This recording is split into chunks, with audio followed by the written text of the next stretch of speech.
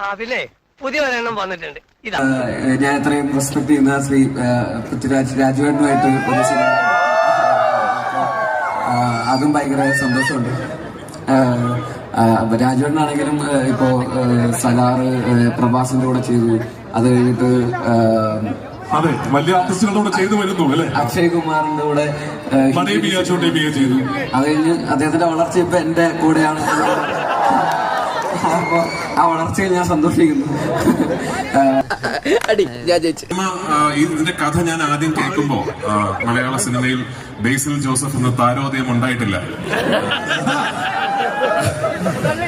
അങ്ങനെ ഒരു 2-3 വർഷക്കാലം കൊണ്ട് അദ്ദേഹം ഒരു വലിയ സ്റ്റാറായി മാറുകയും അദ്ദേഹത്തോടൊപ്പം ഈ സിനിമയിൽ അഭിനയിക്കാൻ സാധിച്ചതിൽ ഞാൻ കൃതാർത്ഥനായിരിക്കുന്നു.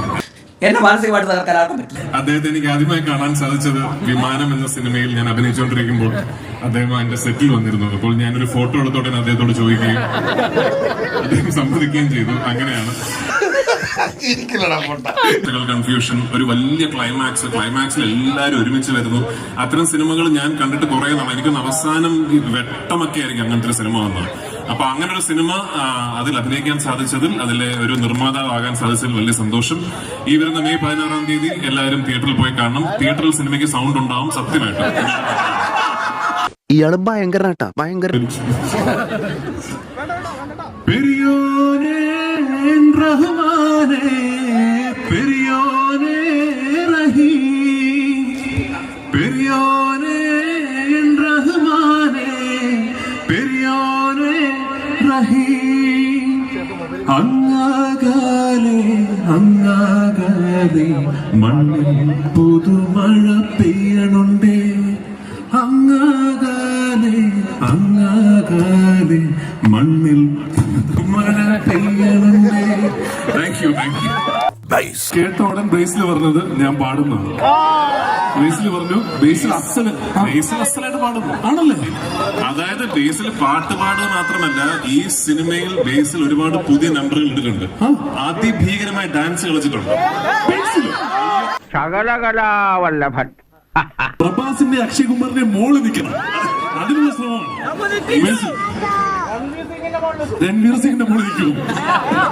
ബേസിലൊരു പാട്ട് നമുക്ക് പുതിയ മുഖം, ഇനി ഒരു പുതിയ മുഖം. Now you just wait and see. Jaya Jaya Jaya Jaya Jaya Jaya Jaya Jaya Jaya Jaya Jaya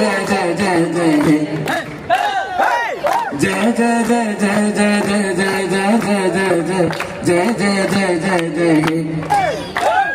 ശാന്തി സൗമ്യ ശാലീനെ ശ്രീലോലെ വീടിൻ സൗഭാഗ്യം നീയേ. കാശി മന്ത്രി ഭാര്യ സഹോദരി ആണിൻ ഐശ്വര്യം എന്നും നീയേ. ജയ ജയ ജയ ജയ ജയ ജയ ജയ ജയ ജയ. അങ്ങനെ മൊത്തത്തിൽ പറഞ്ഞ നിന്റെ സമയം തന്നെ ഓടിയ.